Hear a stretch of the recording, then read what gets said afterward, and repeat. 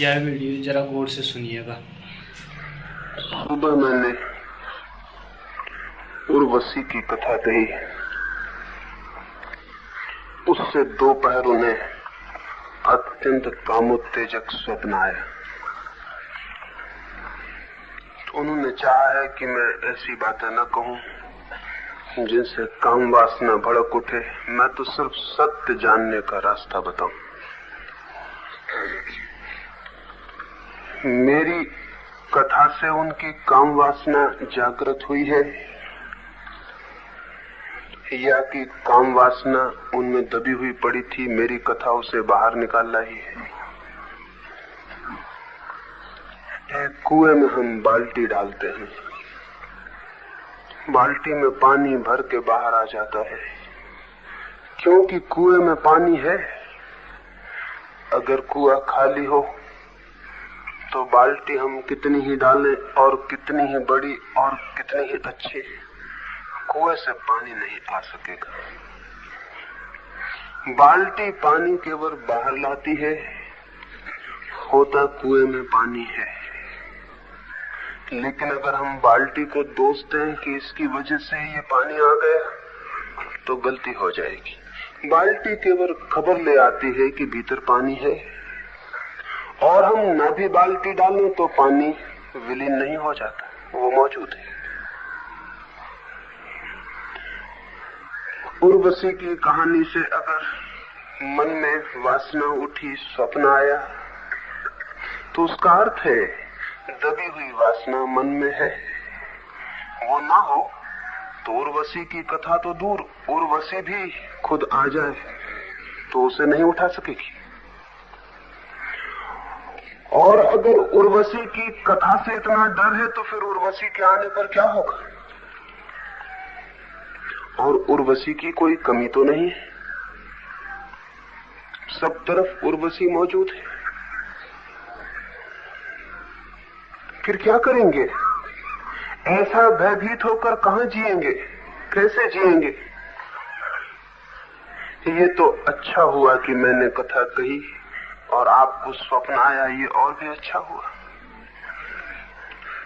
इसे थोड़ा निरीक्षण करें, इसे थोड़ा ऑब्जर्व करें, इस स्वप्न की घटना का थोड़ा विश्लेषण करें, थोड़ी एनालिसिस करें, तो शायद बड़ा कीमत का हो सकेगा ये स्वप्न।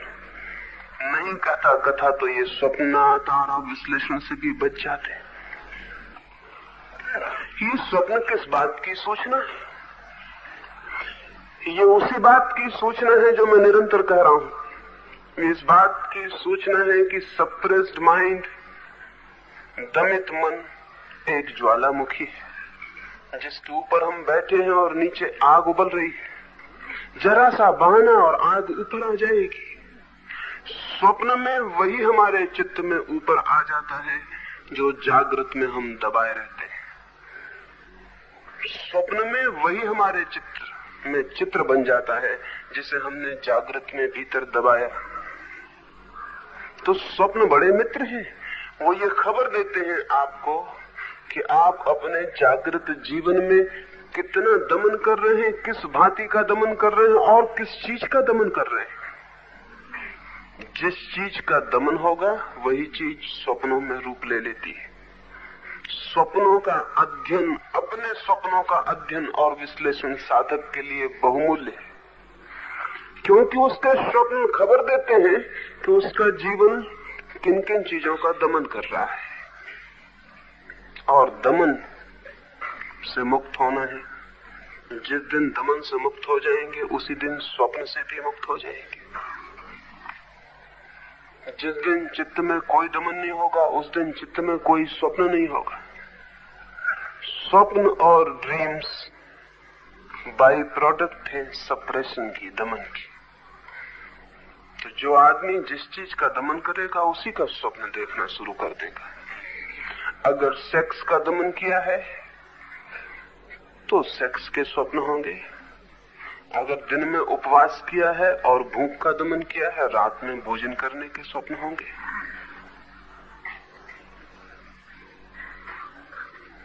जिस बात का दमन किया है वही स्वप्न में मौजूद हो जाएगी। स्वप्न दमन की छाया है।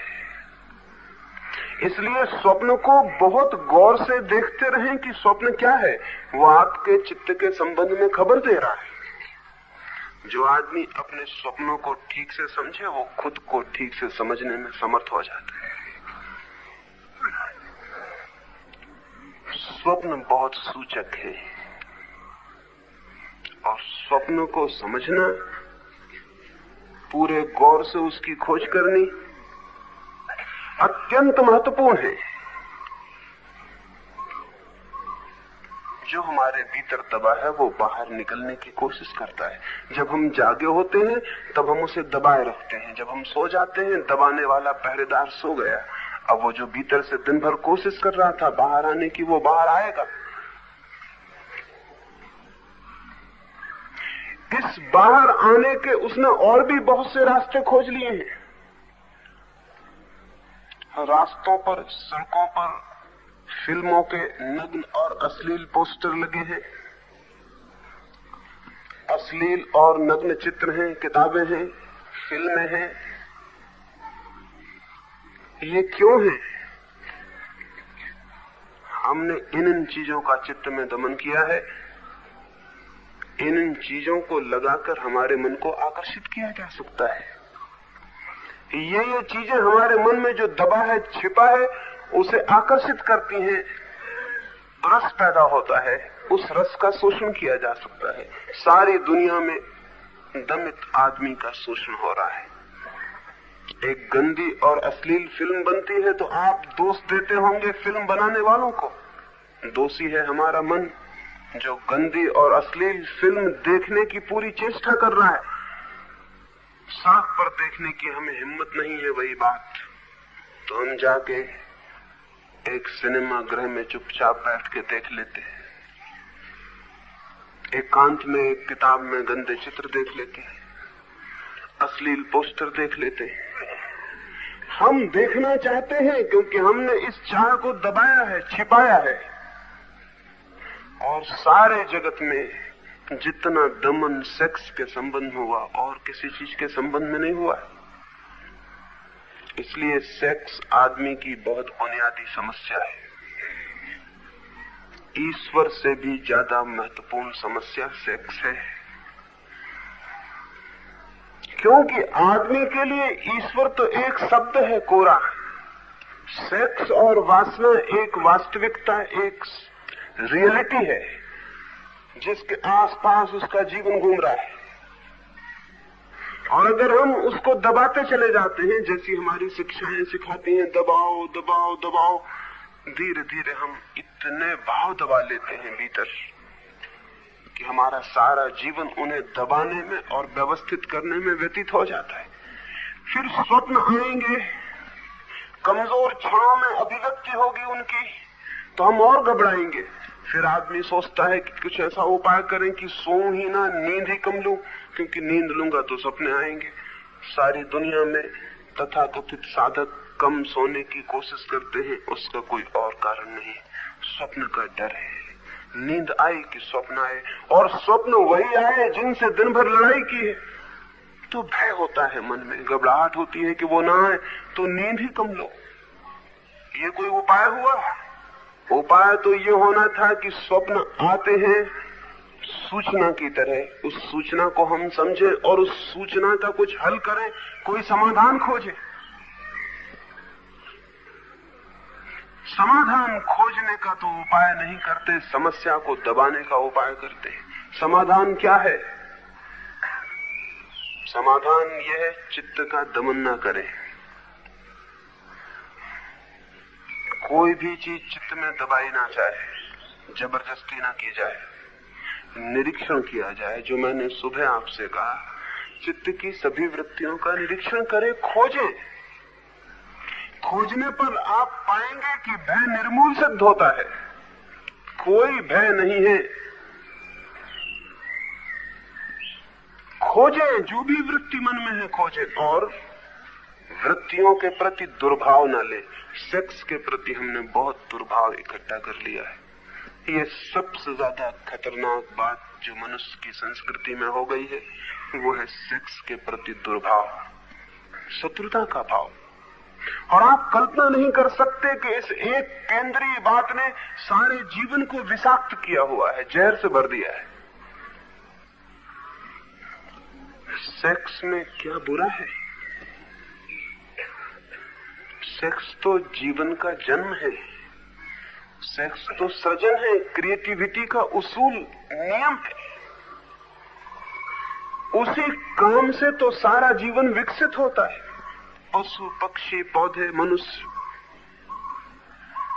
जीवन का जो केंद्रीय तत्व है जिससे सारे जीवन की ऊर्जा जन्मती है और विकसित होती है, उसके आप शत्रु बन के रह सकेंगे?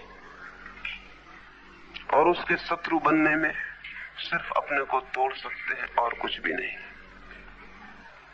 परमात्मा अगर जीवन में कहीं भी काम कर रहा है तो सबसे ज्यादा सेक्स में। परमात्मा का सृजन अगर कहीं भी सर्वाधिक सक्रिय है तो मनुष्य के सेक्स में, प्रकृति के सेक्स में। वही तो सूत्र है जिससे जीवन बनता और विकसित होता है।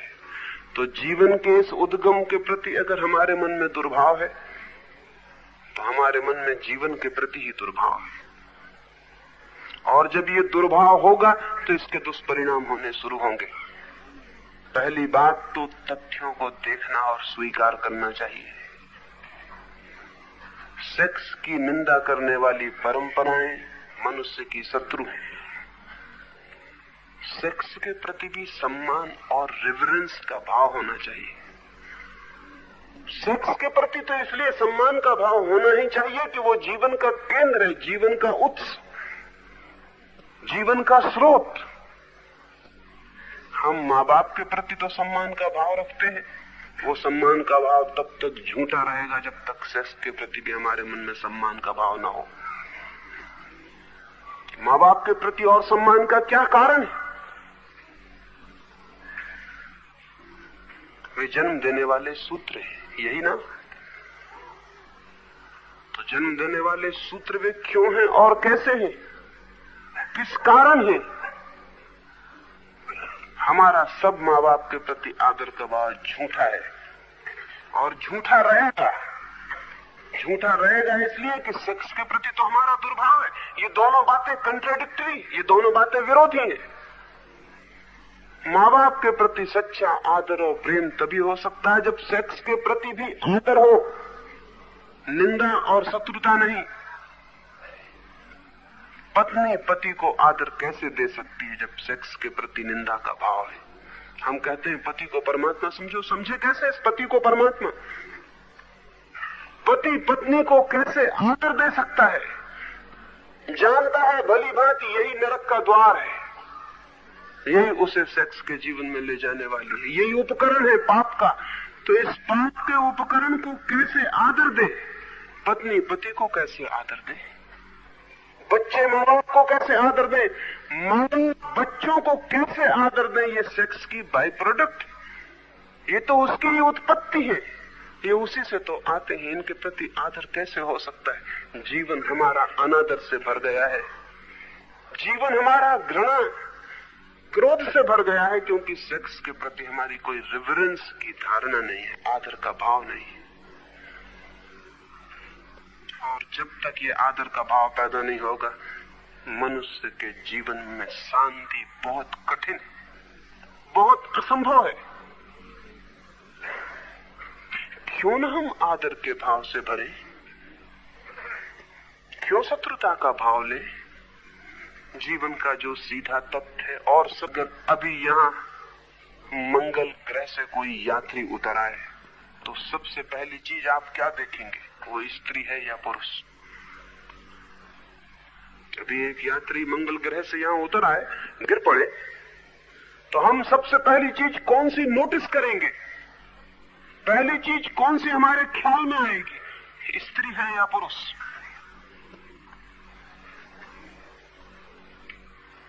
क्यों? यही तथ्य सबसे पहले ख्याल में आने का कोई कारण? यही बात सबसे पहले सोचे जाने का कोई कारण? जरूर कारण है। मनुष्य के सारे व्यक्तित्व का जो विकास है वो सेक्स के केंद्र पर है। केंद्र तो सेक्स है, इस केंद्र को झुठलाने से काम नहीं चलेगा, और इस केंद्र को जितना हम झुठलाएंगे उतना ये तीव्रता से अपने को प्रकट करने की कोशिश करेगा। फिर दमन शुरू होगा, फिर हम पीड़ा में पड़ेंगे। जीवन के तथ्यों की स्वीकृति की क्षमता और पात्रता हम में होनी चाहिए। मेरी दृष्टि में सेक्स, काम केंद्र है जीवन का, सृजन का। हमारे मन में बहुत आदर भाव जरूरी है, और जितना आदर भाव होगा उतना ही आप पाएंगे कि आप सेक्सुअलिटी से मुक्त होते चले जाते हैं। जितना आदर का भाव होगा उतना ही आप पाएंगे कामुकता आपके चित्त से विलीन होती चली जाती है। जितना घृणा का भाव होगा उतना दमन होगा, दमन से कामुकता पैदा होती है, घिरती है, चक्कर काटती है। जितना आदर का भाव होगा, सम्मान का भाव होगा, उतनी विलीन होती चली जाएगी, उतनी दूर होती चली जाएगी। चित्त को बदलने की कीमिया, चित्त को बदलने का विज्ञान बहुत और है, जो हम समझे बैठे हुए हजारों साल से वो नहीं है। और हमने सारी मनुष्य जाति को रोगाक्रांत कर दिया है, सारी मनुष्य जाति को इतने गलत रास्तों पर भेज दिया है कुछ थोड़े से लोगों ने, जिसका कोई हिसाब नहीं है। और आज चूंकि हम हजारों साल से उस घेरे में चल रहे हैं, आज हमें ऐसा लगता है कि वही रास्ता सही है जिस पर हम चलते रहे हैं, वो सही नहीं है। बच्चों के मन में सेक्स के प्रति बचपन से ही हम घृणा पैदा करते हैं, घबराहट पैदा करते हैं, डर और भय पैदा करते हैं, जैसे सेक्स जीवन का हिस्सा ना हो।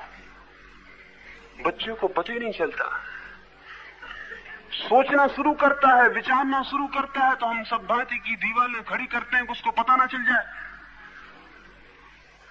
लेकिन जो जीवन का तथ्य है उससे हम बचा सकेंगे, वो तो पता चलेगा। आपके कोई उपाय उसे नहीं रोक सकेंगे, और जब आप रोकेंगे तो वो रुग्ण रूप से उत्सुक हो जाएगा, उसमें ऑब्सेशन पैदा हो जाएगा, क्योंकि उसके मन में रस पैदा होगा कि क्यों रोका जा रहा हूं मैं, क्यों इस संबंध में कुछ नहीं कहा जाता, क्यों इस संबंध को छिपाया जाता है, बात क्या है, कोई जरूर बहुत गुरु गंभीर मामला है, कोई छिपाने की बात है, कोई सीक्रेट है। तो वो चारों तरफ से खोजने की कोशिश करेगा, सीक्रेट क्या है इसका। चारों तरफ वो खोज करेगा और गलत रास्तों से गलत बातें इकट्ठी करेगा, और डरेगा भी, भयभीत भी होगा, घबराएगा भी कि किसी को पता ना चल जाए कि मैं ये जानने लगा हूं जो कि नहीं जानना चाहिए था। और ये रुग्ण चित्त में बच्चे का चित्त बड़ा होकर 20 वर्ष तक आएगा। सेक्स के प्रति उसके मन में घाव पैदा कर दिया आपने, अब जीवन भर इस घाव के इर्द गिर्द वो घूमेगा, इससे छुटकारा नहीं पा सकता है। अगर बच्चे को हम बचपन से ही सेक्स की सारे तथ्य स्पष्ट बताना शुरू करें, बताने चाहिए, और सेक्स के प्रति एक आदर का भाव पैदा करें, क्योंकि वही जीवन का जन्म देने वाला केंद्र और सूत्र है, तो बच्चे के मन में ये घाव कभी पैदा नहीं होगा, उसे कभी भय होने का कारण नहीं होगा, वो कभी डरेगा नहीं, वो जीवन की इस केंद्रीय शक्ति से कभी आंख नहीं छिपाएगा, उसके मन में घाव पैदा नहीं होगा, चोट पैदा नहीं होगी, उसका मन स्वस्थ रह सकेगा। हम सबका मन अस्वस्थ हो गया है, फिर ये अस्वस्थ जीवन भर चक्कर काटता है, क्योंकि बच्चे के मन में जो केंद्र बन जाते हैं उनको पहुंचना और मिटाना बहुत कठिन हो जाता है। एक अच्छी दुनिया तभी बनेगी जब वो सेक्स को परमात्मा की अनूठी बात स्वीकार करके आदर देना शुरू करेगी, नहीं तो अच्छी दुनिया नहीं बन सकती।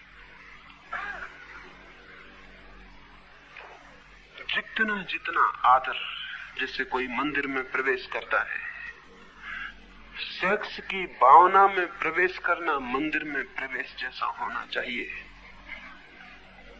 और आप शायद ख्याल भी नहीं कर सकते, कल्पना भी नहीं कर सकते कि सेक्स के प्रति निंदा के कारण पति और पत्नी दो शत्रु हैं, मित्र नहीं, मित्र हो नहीं सकते, क्योंकि मित्रता का सेतु घृणा और कंडेमनेशन लिए हुए, जिससे वे जुड़े हैं वो चीज ही, जुड़ने वाली चीज ही गलत और बुरी भाव लिए हुए, तो वो जोड़ने वाली चीज मित्रता कैसे बन सकती है? और इस शत्रुता में से बच्चे पैदा होते हैं। वे बच्चे बहुत शुभ और सुंदर और श्रेष्ठ नहीं हो सकते। इसी तनाव, कॉन्फ्लिक्ट, इस शत्रुता में से बच्चे आते हैं।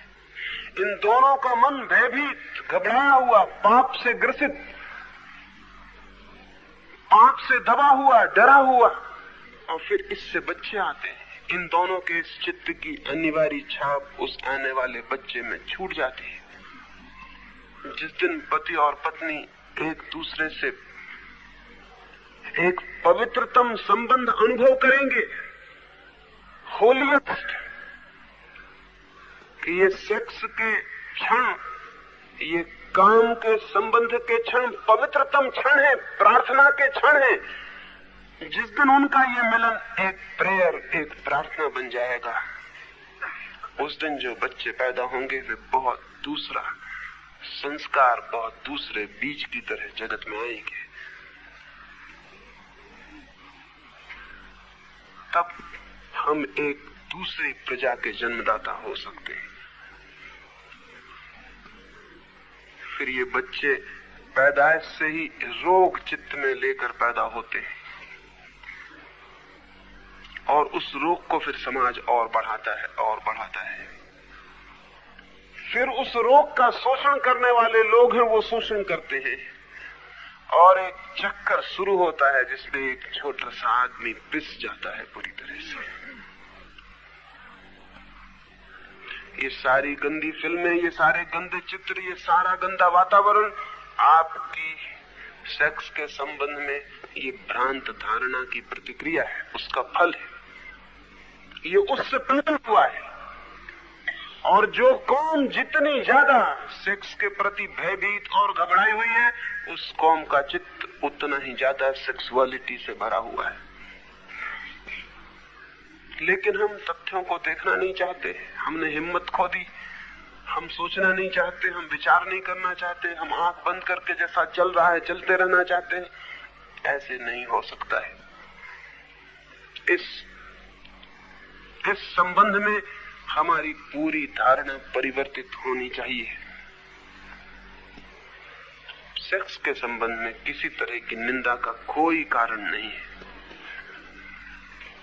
और जब निंदा करते हैं और भयभीत होते हैं, घबराते हैं, तब भीतर से धक्के आते हैं, चोटें आती हैं, लहरें आती हैं, उनमें हम बहते हैं तो पश्चाताप होता है, सब मुश्किल हो जाता है, आनंद असंभव हो जाता है। नहीं बहते हैं, रुकते हैं तो पीड़ा हो जाती है, जाते हैं, बहते हैं तो पीड़ा हो जाती, सब तरफ, दोनों तरफ कुएं खाई खड़े हो जाते हैं।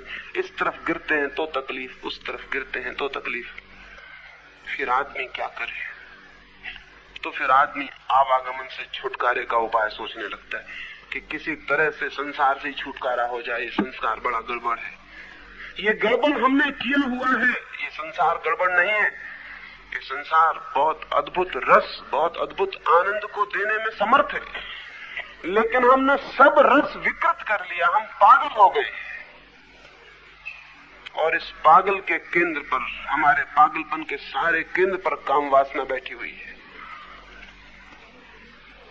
जितने लोग पागल होते हैं उनके अध्ययन से जाहिर होता है कि उनमें से 90% लोग सेक्स की ही रोग के कारण पागल होते हैं। और हम भी जो डमाडाल होते हैं जीवन में, वो भी सेक्स है। इससे हम ये नतीजे लेने लगते हैं, और नतीजे बिल्कुल गलत होते हैं। हम अजीब नतीजे लेने के आदी हो गए। हमें क्या नतीजा लेना चाहिए, ये बड़ी मुश्किल हो गई। देखते हैं कि सारे लोग सेक्स के कारण परेशान हैं, तो हम सोचते हैं सेक्स को हटाओ, खत्म करो जीवन से। परेशान इसलिए है कि आप हटाने की कोशिश कर रहे हैं 3000 साल से, उससे परेशान है। और परेशानी देखकर आप ये नतीजा लेते हैं कि हटाओ इसको, बिल्कुल खत्म करो, इसकी परेशानी बंद होनी चाहिए। हम सिखाते हैं कि बच्चों को स्कूल में गीता पढ़ाओ, कुरान पढ़ाओ। नहीं साहब, बच्चों को स्कूल में सेक्स के बाबत सब कुछ पढ़ाओ, गीता कुरान की कोई जरूरत नहीं। ये बच्चे स्कूल से स्वस्थ होकर बाहर आए, इनका मन साफ, अनसप्रेस्ड हो, ये दमन से मुक्त हो, ये स्वस्थ हो सके, ये संतुलित हो सके। लेकिन हम नतीजे उल्टे लेते हैं। एक गांव में एक व्यक्ति शराबबंदी के लिए लोगों को समझा रहा था। वो समझा रहा था कि शराब बहुत बुरी चीज है। वो समझा रहा था कि शराब के कारण जीवन नष्ट हो जाता है। वो समझा रहा था, और समझाने के लिए उसने एक प्रश्न पूछा। उसने कहा, तुम्हें पता है गांव में किस आदमी की स्त्री सबसे अच्छे कपड़े पहनती है? शराब घर के मालिक की। कौन सी स्त्री सबसे अच्छे जेवर पहनती है? शराब घर के मालिक की। क्योंकि तुम्हारा, और कौन उसके पैसे चुकाता है? तुम। सारा धन वहां इकट्ठा होता है। सभा विसर्जित हो गई। एक आदमी उसके पास आया, उस उपदेशक के, और उसने कहा कि मैं आपसे बिल्कुल सहमत हूं और मेरा मन आपने बिल्कुल बदल दिया। उपदेशक बहुत प्रसन्न हुआ। उसने उसे गले लगाया और कहा कि चलो एक आदमी भी बदले तो ठीक, क्या तुमने तय कर लिया शराब छोड़ने का? उसने कहा कि नहीं, मैंने शराब खाना खोलने का विचार पक्का कर लिया। मैं और मेरी पत्नी दोनों सहमत हो गए आपकी बात से कि बिल्कुल ठीक है, शराब खाना खोलने का मैंने निश्चय कर लिया। बड़े अजीब नतीजे, हमारा मन बड़े अजीब नतीजे लेता रहे, जिनकी कल्पना भी नहीं होती समझाने वालों को, जिनकी कल्पना भी नहीं होती शिक्षा देने वालों को, वो हम नतीजे लेते रहते। फ्रायड एक दिन अपने बच्चे और अपनी पत्नी के साथ एक बगीचे में वीना में घूमने गया था। सांझ जब लौटने लगा, अंधेरा हो गया। बच्चा नदारत था। उसकी पत्नी ने कहा कि बच्चा न मालूम कहां गया, अब अंधेरे में हम कहां खोजेंगे, इतना बड़ा पार्क। फ्रायड ने कहा, तुमने कहीं उसे जाने को मना तो नहीं किया था? अगर किया हो तो सबसे पहले वहीं देख ले, अगर उसमें थोड़ी भी बुद्धि है तो वो वहां मिलेगा। उसकी पत्नी तो हैरान है। उसने कहा, मैंने कहा था कि फव्वारे पर फाउंटेन पे मत जाना। फ्रायड ने कहा, फिर वहीं चलो। 100 में 99 मौके तो ये है कि वहां हो, और अगर वहां ना हो तो हमको चिंतित होना पड़ेगा, क्योंकि लड़का फिर बुद्धिमान नहीं। फिर वहां गए, बच्चा पैर लटकाए हुए फव्वारे पर बैठा हुआ था। उसकी पत्नी ने, फ्रायड की पत्नी ने कहा, हैरानी की बात है, तुमने कैसे खोज निकाला कि ये बच्चा वहां होगा? उसने कहा, अब तक यही भूल दुनिया में चल रही है। हम अब तक नहीं खोज निकाल पाए कि जिस चीज का निषेध किया जाता है, इंकार किया जाता है, उसमें आकर्षण पैदा हो जाता है। इस बच्चे को कहा गया फव्वारे पे मत जाना, सारा बगीचा व्यर्थ हो गया, फव्वारा ही सार्थक हो गया। इसके चित्त में फव्वारे ने केंद्र की जगह ले ली। अब इस बगीचे में जानने और पहचानने और जाने जैसी चीज फव्वारा हो गया। बाकी सब बेकार है। बाकी जहां जाया जा सकता वहां कभी भी जाया जा सकता। इस फव्वारे पर जाना एकदम जरूरी, इसे चूक जाना ठीक नहीं है। आदमी ने सेक्स के बाबत जितना निषेध और विरोध किया है, उतना ही आदमी का चित्त सेक्स के फव्वारे पर ही पैर लटकाए हुए बैठा है। सामान्य नियम है, निषेध आकर्षण पैदा करता है, निषेध विकृति पैदा करता है, स्वीकृति आकर्षण को समाप्त कर देती है। स्वीकार करने का साहस होना चाहिए, तथ्यों को वैज्ञानिक दृष्टि होनी चाहिए देखने की। और जब हम किसी तथ्य को सीधा स्वीकार करते हैं तो एक बड़ा बल, एक बड़ी ताकत पैदा होती है, और फिर एक रोग हमारे भीतर जो पैदा होता है निषेध से, वो बंद हो जाता है। यहां इस नगर में हम आए हुए हैं, शायद नगर के गांव के लोगों को पता भी नहीं होगा। अगर आप गांव में 2-4 जगह पोस्टर लगा देते और लिख देते कि फला फला जगह मीटिंग हो रही है, वहां कोई भी नहीं आ सकता है, वहां आना मना है, तो ये मैदान खाली नहीं रह सकता था। फिर इस गांव में शायद ही कोई एक आध बुद्धिमान आदमी होता जो ना आ जाता। मामला क्या है, वहां जाना जरूरी हो जाता है। एक दरवाजे पर लिख के टांगने, भीतर झांकना मना है। फिर कोई इतना हिम्मत का आदमी वहां से नहीं निकल सकता जो बिना झांके निकल जाए, और अगर निकल जाए तो बड़ी मुश्किल में पड़ जाएगा। फिर 24 घंटे चित्त इसका यही होगा कि उस द्वार पर कैसे चलें, कैसे झांके। फिर रात सपने देखेगा कि द्वार खोल लिया, झांक रहा है। फिर सपनों के लिए कहेगा कि गड़बड़ हो गई, मुश्किल में पड़ गया हूं मैं। लेकिन चित्त को निषेध करना, चित्त को आमंत्रित करना है। ये बातें उल्टी दिखाई पड़ती हैं लेकिन सीधी और साफ है। हमने जिन चीजों का निषेध किया, हमने उनमें आकर्षण पैदा कर दिया है। जिन चीजों को हमने छिपाया, उन्हें हमने उखाड़ के देखने की हवा पैदा कर दी, और अब हम बेचैन और घबराए हुए। इस बेचैनी का कोई इस तरह हल नहीं हो सकता जैसा हम सोचते रहे। इस बेचैनी की जड़ पकड़ लेनी है, और जड़ है दमन, जड़ है जीवन के तथ्यों का विरोध और निषेध, स्वीकार नहीं। तो मैं आपको कहना चाहूंगा इस संबंध में, सेक्स के विरोध में मत खड़े रहें, उसे स्वीकार करें, जानें कि वो है, फिर खोजें, फिर निरीक्षण करें, फिर उस वृत्ति को पकड़ें प्रेम से और उतर जाएं गहरे में। सेक्स की वृत्ति गहरी से गहरी वृत्ति है, क्योंकि उससे ही हम पैदा होते। वो गहरी से गहरी वृत्ति है जो मनुष्य के भीतर है, उसका निषेध नहीं किया जा सकता। उसमें उतरे और गहरे से गहरे जाएं। जितने गहरे आप उतरते चले जाएंगे, उतने ही आप एक मुक्ति अनुभव करेंगे कि आप मुक्त होने शुरू हो गए। और जिस दिन आप बिल्कुल जड़ों में पहुंच जाएंगे अपनी चेतना के, जहां से सेक्स का पौधा उत्पन्न होता है, वहां आप एकदम हैरान हो जाएंगे कि ये कोई उलझन की बात न थी, इतनी सरल थी, इतनी सीधी और साफ थी। इसे बदल देना बहुत आसान था, और जिस दिन वो बदलाहट होगी, उस दिन आपके सारे व्यक्तित्व में प्रेम भरपूर भर जाएगा। प्रेम सेक्स का ट्रांसफॉर्मेशन है और कुछ भी नहीं। जो आदमी सेक्सुअल है वो आदमी लविंग नहीं हो सकता है। जो आदमी काम वासना से भरा है उसमें प्रेम नहीं हो सकता है। प्रेम सेक्स की ही शक्ति का रूपांतरण है। जब चित्त सब भांति सेक्स से मुक्त हो जाता है, सेक्स को जानकर, परिचय से, ज्ञान से, तब सेक्स की शक्ति का क्या होगा? वो शक्ति है, वो रूपांतरित हो जाती है, वो प्रेम बन जाती है।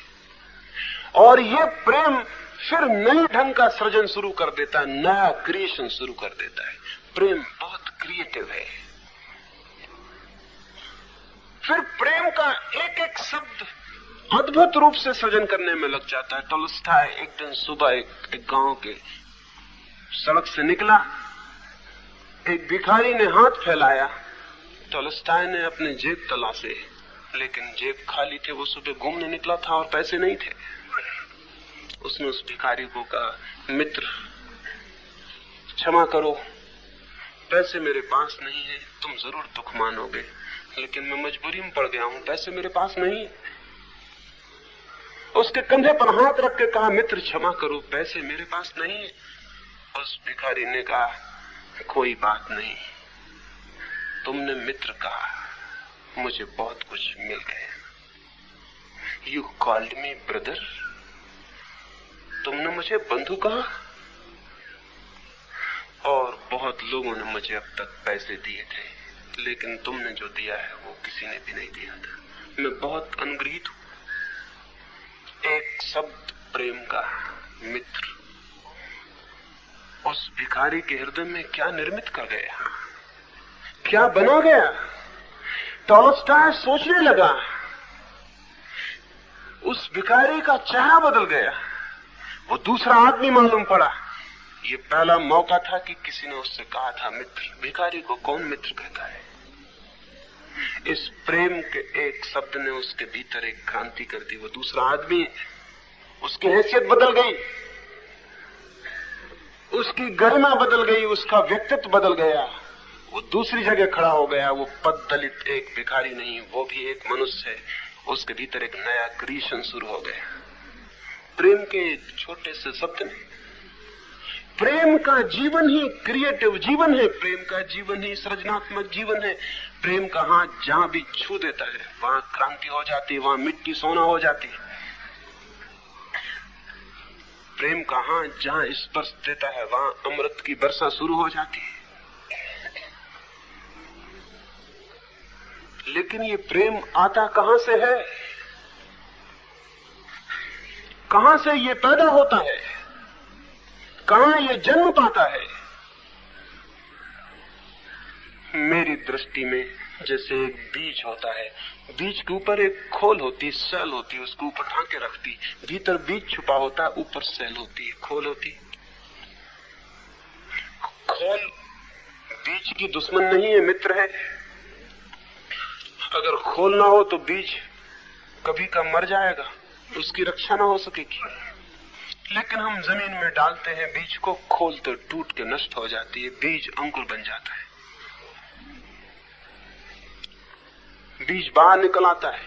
खोल रक्षा करती थी बीज का, लेकिन अगर खोल रक्षा ही करती चली जाए और जब बीज को फूटने का मौका है तब इंकार कर दे कि मैं टूटने को राजी नहीं, मैं तो तुम्हारी रक्षक हूं, मैं नष्ट होने को राजी नहीं हूं, तो जो रक्षक था वही भक्षक हो जाएगा। फिर खोल बीज का प्राण ले लेगी, फिर बीज में अंकुर नहीं पैदा हो सकेगा। खोल रक्षा करती है एक सीमा तक, और एक सीमा के बाद फिर टूट जाती है ताकि बीज में अंकुर हो सके। मनुष्य के भीतर जो भी हमें वृत्तियां दिखाई पड़ती हैं वे खोल हैं, उनके भीतर बीज छिपे हुए हैं, बहुत अद्भुत। सेक्स खोल है, और अगर ठीक से उसे हम समझें तो एक दिन खोल तो विलीन हो जाती है और प्रेम का अंकुर प्रकट हो जाता है। क्रोध खोल है, अगर हम क्रोध को ठीक से समझें तो क्रोध तो विलीन हो जाता है। दया क्षमा जन्म ले लेती है, लेकिन बड़ी अंडरस्टैंडिंग की, बड़ी समझ की जरूरत है। एक आदमी घर में बहुत सा गोबर और खाद ला के ढेर इकट्ठा कर ले तो बदबू फैलनी शुरू हो जाएगी, गांव के लोग उस रास्ते से निकलना मुश्किल हो जाएगा, उस आदमी का भी घर में रहना मुश्किल हो जाएगा। लेकिन वही आदमी उस खाद को अपनी जमीन पर फैला दे घर के आगे और बीज डाल दे फूलों के, थोड़े दिनों में गांव के लोग उस रास्ते पर आने को आतुर हो जाएंगे। वहां फूल खिल गए हैं, उनमें सुगंध व्याप्त हो गई है। वो सुगंध कहां से आती है? वो सुगंध उस खाद की दुर्गंध का ही रूपांतरण है, वो उसका ही ट्रांसफॉर्मेशन है। वही खाद जो दुर्गंध दे रही थी फूलों से पार होकर सुगंध बन गई है। लेकिन खाद इकट्ठी कर लें तो प्राण जीना मुश्किल हो जाएंगे, और खाद को बगिया में डाल लें, खाद को ही, तो फूल खिल जाएंगे, वहां जीवन स्वर्ग हो जाएगा। हमारे चित्त में भी अभी हम खाद को इकट्ठा किए हुए बैठे हैं, इसलिए हम परेशान हैं। उस खाद को हमने चित्त की बगिया में सहयोगी नहीं बनाया है, और हमने बीज नहीं बोए जो सुगंध ला सके, इसलिए हम परेशान हैं। सेक्स से परेशान है, क्रोध से परेशान है, ईर्ष्या से परेशान है, हर चीज से परेशान ही परेशान है, और इन सबसे लड़ रहे हैं। और इस लड़ने में हम पूरे जीवन को दो कौड़ी का कर लेंगे, आखिर में हम पाएंगे हम एक हारे हुए सर्वहारा जा रहे हैं जमीन से, कुछ भी लेकर नहीं, क्योंकि हम खाद को ही इकट्ठा करने और खाद से लड़ने में लगे रहे। हमने बगिया तो बनाई ही नहीं। बगिया बन सकती है मनुष्य के जीवन की, लेकिन जो तथ्य हैं उन सबको देखना, जानना, पहचानना और उनके रूपांतरण की कीमिया, केमिस्ट्री खोजनी है। सेक्स से घबराए ना। क्या आपको पता है आज तक कोई भी नपुंसक, कोई भी इम्पोर्टेंट जगत में कुछ भी पैदा कर सका है? कुछ भी, बच्चे तो नहीं लेकिन और कुछ, कविता, गीत, संगीत, कुछ पैदा कर सका है? कुछ क्रिएट कर सका है? नहीं। उसके पास सेक्स की ऊर्जा नहीं, सेक्स की एनर्जी नहीं। वही एनर्जी सब कुछ पैदा करती है। बच्चे भी, गीत भी, कविता भी, चित्र भी, मूर्ति भी, शास्त्र भी, जो कुछ पैदा होता है उसी ऊर्जा से पैदा होता है। जो कुछ भी पैदा होता है सेक्स के अतिरिक्त किसी चीज से पैदा नहीं होता है। एक महान पुस्तक पैदा होती है, एक महान गीत पैदा होता है, एक महान मूर्तिकार एक अद्भुत मूर्ति बनाता है पत्थर में फोड़कर। ये सब भी सेक्स का ही उत्पादन है। और इसलिए आप एक दूसरी बात देख के हैरान हो जाएंगे, जो आदमी सुंदर मूर्तियां पैदा कर पाता है, जो आदमी सुंदर गीत लिख पाता है, जो आदमी कुछ पैदा कर पाता है, एक वैज्ञानिक, एक आविष्कार, एक नई चीज निर्मित कर पाता है, तो आप हैरान हो जाएंगे। ऐसे आदमी की जिंदगी में सेक्स का प्रॉब्लम होता ही नहीं, क्योंकि उसकी सारी सेक्स की ऊर्जा नए सृजन को खोज लेती है। उसकी जिंदगी में ये बात आती ही नहीं, उसे ख्याल में भी नहीं आती। लेकिन जिस आदमी की जिंदगी में और किसी तरह का कोई सृजन नहीं है, उसके लिए भी परमात्मा ने एक सृजन का काम छोड़ा हुआ है, कम से कम बच्चे पैदा करे। वो सृजन का इतना आनंद तो ले, कम से कम उसने कुछ पैदा किया, उसने कुछ बनाया। वो जमीन को ऐसे नहीं छोड़ जा रहा है, कुछ पीछे छोड़ जा रहा है। ये तृप्ति और ये संतुष्टि उसे मिले। लेकिन सृजन के बहुत तल हैं, बहुत ग्रेड्स हैं, सृजन के बहुत रूप हैं, बहुत ऊंचाइयां हैं, सृजन की बहुत गहराइयां हैं। लेकिन वे सब गहराइयां, सब ऊंचाइयां सेक्स की ऊर्जा से ही जन्म पाती हैं। वही उनका केंद्र है। उसके प्रति विरोध से नहीं, उसके प्रति समझ, प्रेम, आनंद और सम्मान से आदमी नीचे से ऊपर की तरफ विकसित होता चला जाता है। तब वो बच्चे ही पैदा नहीं करता, कुछ और भी पैदा करता है। तब वो पार्थिव ही पैदा नहीं करता, कुछ अपार्थिव को भी जमीन पर उतार लाता है। तब उसकी चेष्टाएं कुछ अलौकिक, कुछ अपार्थिव जीवन, कुछ अपार्थिव शक्तियों को भी जमीन पर आमंत्रित कर लेती है। वो एक सृष्टा बन जाता है। इसलिए इसे सोचें, इसे खोजें।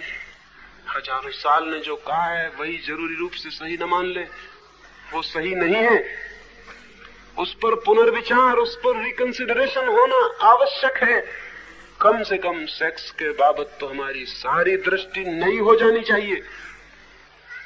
वही हमारा महारोग हमें पीड़ित किए हुए है, उससे हमारा छुटकारा अत्यंत आवश्यक है।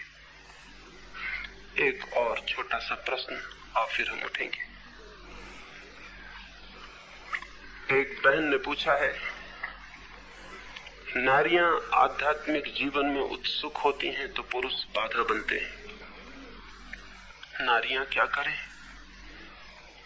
पहली तो बात ये, आध्यात्मिक जीवन ऐसा जीवन है जिसमें कोई भी बाधा नहीं बन सकता है, कोई बाधा नहीं बन सकता है। सांसारिक जीवन में कोई बाधा बन सकता है। मुझे एक रास्ते से जाना है और आप रास्ते पर दीवार खड़ी कर दें, बंदूक लिए खड़े हो जाएं, उधर से मैं नहीं जा सकूंगा। मुझे एक काम करना है, आप मेरे हाथ पर बांध दें और जंजीरें कस दें तो मैं नहीं कर सकूंगा। सांसारिक जीवन में दूसरे लोग बाधा बन सकते हैं। क्यों? क्योंकि सांसारिक जीवन में दूसरे लोग सहयोगी भी बन सकते हैं। जहां सहयोग मिल सकता है वहां बाधा भी मिल सकती है। आध्यात्मिक जीवन में सहयोग भी कोई नहीं दे सकता, बाधा भी कोई नहीं दे सकता। सहयोग ही नहीं दे सकता तो बाधा कैसे देगा? जहां किसी के कोऑपरेशन का ही कोई मूल्य नहीं है, सहयोग का ही कोई मूल्य और अर्थ नहीं है, वहां उसके नॉन कोऑपरेशन का क्या मतलब, उसके असहयोग का क्या मतलब है? नहीं। लेकिन अब तक जिसको हम आध्यात्मिक जीवन समझते रहे हैं उसमें पति बाधा बन सकते हैं, पत्नियां बाधा बन सकती हैं, कोई भी बाधा बन सकता है। अब आपको मंदिर जाना है, हो सकता है पति कहे कि मंदिर जाना मुझे पसंद नहीं। असल में मंदिर जाना आध्यात्मिक जीवन ही नहीं है, संसार की एक घटना है, इसमें पति बाधा बन सकता है। अब आपको पूजा करनी है, घर में भजन कीर्तन करने हैं, पति कह सकता है कि मुझे ये पसंद नहीं, मेरा दिमाग खराब होता है। अभी एक मामला मेरे पास आया, एक महिला ने आके मुझसे कहा कुछ दिन हुए कि आप कृपा करके मेरे पति को समझाएं, उनके धर्म से हम परेशान हो गए, घर पागल हुआ जा रहा है। क्या हुआ? 2 बजे रात से उठाते हैं और इतने जोर से जप जी का पाठ करते हैं, इतने जोर से कि बच्चे सो नहीं पाते, हम नहीं सो पाते। मोहल्ले के लोग शिकायत करने लगे हैं कि क्या हो रहा है। मैंने उनके पति को बुलाया, वे आए, वे बड़ी खुशी से आए, क्योंकि वे सोचते होंगे कि मैं तो उनके आध्यात्मिक जीवन में साथ दूंगा, सहयोग दूंगा। पत्नी को ही कहूंगा कि तू गलत है, किसी के धार्मिक जीवन में बाधा बननी चाहिए। वे बोले कि मैं सुबह उठता हूं तो ये उठना नहीं देती। मैंने कहा सुबह यानी कितने बजे? उन्होंने कहा 2 बजे। 2 बजे सुबह होता है? लेकिन वे बोले कि तो ऋषि मुनियों ने बहुत तारीफ की, जितने जल्दी उठो उतना अच्छा। और मैं कोई बुरा काम तो करता नहीं, जप जी का पाठ करता हूं, जिसके भी कान में पड़ जाए उसका भी हित है। मैंने कहा ऐसा धार्मिक जीवन अगर आपका है तो इसमें आपके पत्नी और बच्चों को बाधा बनना पड़ेगा। ये तो धार्मिक जीवन ना हुआ, ये तो एक पागल का जीवन हुआ। इसका धर्म से क्या वास्ता है? अगर ऐसा कोई जीवन जीना चाहे तो बेचारे पति चिंतित भी हो सकते हैं, पत्नी भी चिंतित हो सकती है कि क्या हो रहा है। और पति पत्नी हजारों साल से चिंतित है, धार्मिक आदमी से बहुत घबराए हुए रहते। हालांकि जाते हैं, कोई धार्मिक आदमी आता है उसके पैर भी छूते, नमस्कार भी करते, लेकिन डरता है, पति डरता है कहीं पत्नी धार्मिक ना हो जाए, पत्नी डरती कहीं पति धार्मिक ना हो जाए। मेरे पास न मालूम कितने पत्र आते हैं, पत्नियां लिखती हैं कि हमारे पति जरा बहुत ही धर्म में उत्सुक हो गए, इससे घबराहट हो गई, कोई रास्ता बताइए। क्योंकि धर्म के नाम पर जीवन का जो विरोध चलता रहा है और धर्म के नाम पर जो एब्सर्डिटीज, बेवकूफियां चलती रही हैं, कोई भी समझदार आदमी चिंतातुर हो जाता है कि ये क्या हो रहा है, कुछ भी गड़बड़ हो सकती है। और सब तरह की गड़बड़ को मौका मिल गया है, सब तरह की गड़बड़ की जा सकती है। एक आदमी सड़क पर नंगा खड़ा हो सकता है कि मैं धार्मिक हो गया। इसकी इस स्टुपिडिटी के लिए, इसकी इस मूढ़ता के लिए घर के माँ बाप, बच्चे, पत्नी चिंतित हो जाएं तो कोई हैरानी की बात तो नहीं। यही आदमी, अगर हमें धर्म का ख्याल ना होता तो हम इसकी चिकित्सा की व्यवस्था करते, फौरन इसको ले जाते अस्पताल, मानसिक चिकित्सक के पास, किसको कुछ गड़बड़ हो गई, ये आदमी नंगा खड़ा हो गया। लेकिन ये हम कह नहीं पाते क्योंकि हम जानते हैं कि इसको, ये तो परम सन्यासी हो गया है, साधु हो गया है। चिंताएं हैं, लेकिन ये चिंताएं आध्यात्मिक जीवन के कारण नहीं। जिसको हम आध्यात्मिक जीवन समझे हैं वो आध्यात्मिक जीवन ही नहीं है, उसमें बाधा दी जा सकती है। लेकिन मैं जिसे आध्यात्मिक जीवन कहता हूं उसमें कोई कैसे बाधा दे सकता है? कैसे कोई बाधा दे सकता है? आप अपने चित्त को शांत करें, कोई पति कोई पत्नी कैसे बाधा दे सकता है? बल्कि प्रसन्न होगा कोई भी, क्योंकि शांत आदमी के साथ जीना एक आनंद है, अशांत आदमी के साथ जीना तो आनंद नहीं। अगर पत्नी अशांत है तो पति के जीवन में एक उपद्रव निरंतर चलता रहेगा, पति अशांत है तो पत्नी के जीवन में उपद्रव चलता रहेगा। लेकिन अगर पत्नी शांत होना चाहती तो पति क्यों बाधा देगा? कभी किसी पत्नी ने पत्नी के स्वस्थ होने में बाधा दी है? बीमार रखना चाहा है? क्यों चाहेगा? क्योंकि पत्नी की बीमारी पति को भी तो बीमार करती है, बीमार बना देती है। क्योंकि घर में एक आदमी बीमार है तो कोई आदमी स्वस्थ नहीं रह सकता। सारे घर की हवा रुग्ण हो जाती। घर में एक आदमी अशांत है तो सारे घर की हवा में अशांति के कीटाणु फेंकता है। तो अगर कोई शांत होने लगे तो पति बाधा देगा। लेकिन पति को डर है, पुरानी तरह की शांति बड़ी खतरनाक थी, वह दूसरी तरह की अशांति थी। अगर पत्नी शांत होने लगे तो उसको लगेगा कि संबंध टूटे, पुराने ढंग की जो शांति जो हम समझते रहे कि शांति। अगर वो माला माला जपने लगे तो पति समझ गया मुश्किल हो गई, अब ये मेरे साथ सिनेमा देखने नहीं जा सकेगी, अब मेरे और इसके प्रेम के नाते गड़बड़ होंगे, क्योंकि ये माला बीच में खड़ी हो जाएगी। पति घबरा जाएगा कि ये उपद्रव हो रहा है, ये मैं पत्नी को खो रहा हूं। लेकिन अगर पत्नी शांत होने लगे, जिसे मैं शांति कहता हूं, तो पति तो हैरान होगा। जिस प्रेम को उसकी पत्नी ने उसे कभी नहीं दिया था वो शांति के बाद पैदा होना शुरू होता है। जिस प्रेम को उसने कभी इससे नहीं पाया था वो उसे उपलब्ध होना शुरू होगा। क्योंकि जो आदमी अशांत है वो हमेशा प्रेम मांगता है, प्रेम कभी देता नहीं। अशांत आदमी का लक्षण है प्रेम मांगता है, देता कभी नहीं। अशांत आदमी दे कैसे सकता है? उसके पास है ही नहीं देने को कुछ सिवाय अशांति के। वो मांगता है, अशांति से घबराया है, वो कहता है मुझे प्रेम दो।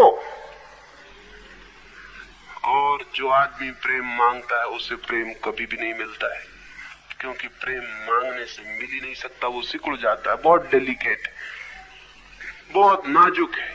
जब आप मांगने लगते हैं तो वो डर जाता है। प्रेम हमेशा तभी मिलता है जब बिना मांगा, अनमांगा, मांग के कभी नहीं मिलता। प्रेम की कोई भिक्षा नहीं मिलती। तो जितना कम मिलता है उतनी उसकी डिमांड और मांग बढ़ती है, मुझे प्रेम दो। लेकिन जो व्यक्ति शांत होता है, अगर पत्नी शांत है या पति शांत है, तो वो प्रेम देना शुरू कर देगा, मांगेगा नहीं, देगा। और जब प्रेम दिया जाता है तो अपने आप उत्तर में 1000 गुना होकर वापस लौटता है। प्रेम जब दिया जाता है तो प्रेम लाता है। तो अगर एक पत्नी शांत हो रही है, ध्यान में प्रवेश कर रही है, तो उसके जीवन में तो गहराई बढ़ेगी, रस बढ़ेगा, आनंद बढ़ेगा, प्रेम बढ़ेगा।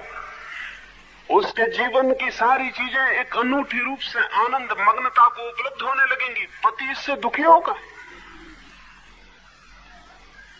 कोई कारण तो नहीं इसमें पति के दुखी होने का। पत्नी इससे दुखी होगी? कोई कारण तो नहीं इसमें पत्नी के दुखी होने का।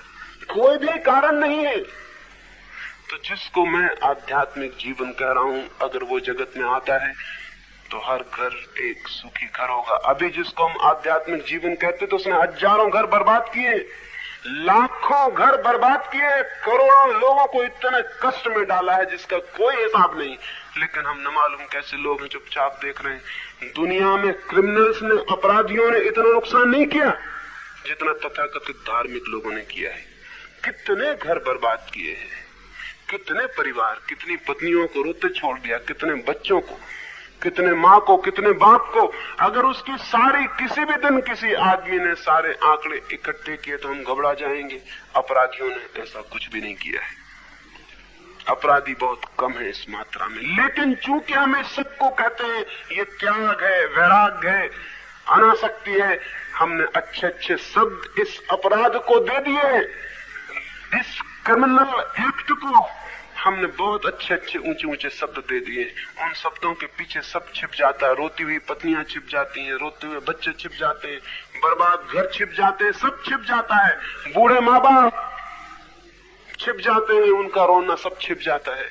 क्योंकि हम इस आदमी को सिर पर उठा लेते हैं, जुलूस निकालते हैं, जोर से बाजा बजाते हैं, सन्यास हो गया, दीक्षा हो गई, गांव भर में शोरगुल मचा देते हैं। उस शोरगुल में वो घर जो रोता हुआ पीछे छूट गया है, वो अंधेरे कोने में खड़ा रह जाता है। उसको रोने की भी हिम्मत नहीं होती कि रो तो कैसे रो, इतना गांव तो खुशी मना रहा है। वो भी उस खुशी में उदास मन आंसू लिए सम्मिलित हो जाता है। हजारों घर बर्बाद हुए हैं धर्म के नाम पर। और ऐसे धर्म के लिए अगर पति चिंतित हो जाए तो बिल्कुल ठीक है, पत्नी चिंतित हो जाए बिल्कुल ठीक है। लेकिन उस धर्म की मैं बात नहीं कर रहा हूं, वो धर्म ही नहीं है। एक ऐसा धर्म चाहिए जो जीवन को, घर को खुशी से भर दे, जो सामान्य जीवन को, सामान्य घरों को, सामान्य दाम्पत्य को, परिवार को आनंद से भर दे, दुख और उदास से भरने वाला जीवन नहीं। वैसा धर्म नहीं, वैसा अध्यात्म नहीं, वो अध्यात्म है ही नहीं। मेरी दृष्टि में तो किसी को भी दुख देने में जिसे रस आता है वो आदमी दुष्ट है, चाहे वो किसी रूप से दुख देने की व्यवस्था करता हो। व्यवस्था कई तरह की हो सकती है। एक समाज सम्मत व्यवस्था हो सकती है दुख देने की, एक समाज असम्मत व्यवस्था हो सकती है। एक आदमी अपनी पत्नी को, बच्चों को छोड़कर वेश्या घर में चला जाता है, तो ये समाज असम्मत व्यवस्था है पत्नी को दुख देने की। इसके हम सब विरोध करेंगे कि गलत बात है, ये बुरी बात है, तुम क्यों दुख दे रहे हो पत्नी को। लेकिन एक आदमी सन्यासी हो जाता है, ये समाज सम्मत व्यवस्था है दुख देने की। इसमें हम उसका आदर करेंगे कि तुम बहुत ही अच्छा कर रहे हो और ये सब असार संसार है, तुम छोड़ रहे हो। ये आदमी वही है, ये जरा होशियार है, इसने टार्चर का वो रास्ता खोजा जिसमें आप इंकार नहीं कर सकते,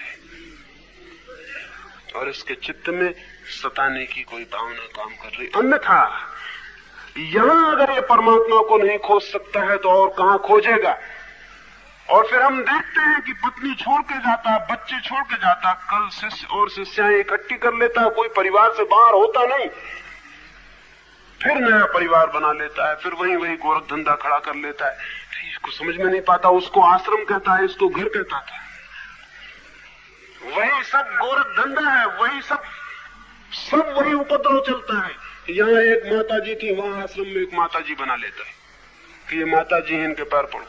तो घर में माता जी के पैर पड़े जा सकते थे, लेकिन घर की माता जी असार हो गई। ये माता जी बहुत कीमत की, ये आश्रम वाली माता जी। वहां भी वही घेरा था, वहां बच्चों की चिंता करनी पड़ती थी, यहाँ शिष्यों की चिंता करता है। वहां भी झगड़े थे, बच्चों के हल करने पड़ते थे, यहाँ हल करता है शिष्यों के। बदल क्या जाता है? बदल कुछ भी नहीं जाता है। लेकिन ये अध्यात्म, ये पुराना अध्यात्म बिल्कुल थोथा है। इस थोथे अध्यात्म ने जीवन को बहुत दुख पहुंचाए। प्रार्थना करनी चाहिए परमात्मा से कि किसी दिन इस थोथे अध्यात्म से छुटकारा हो जाए, ताकि सही अध्यात्म का जन्म हो सके। और उसके लिए किसी का कोई विरोध नहीं हो सकता, हर एक उसका स्वागत करेगा, क्योंकि वो तो आनंद को लाने वाला गीत है, वो तो आनंद को लाने वाला संगीत है, वो तो आनंद को लाने वाला नृत्य है, वो तो जीवन को खुशी और मुस्कुराहटों से भर देगा, आंसुओं से नहीं। और प्रश्न रह गए, वो मैं रात बात करूंगा। दोपहर की ये बैठक समाप्त हुई।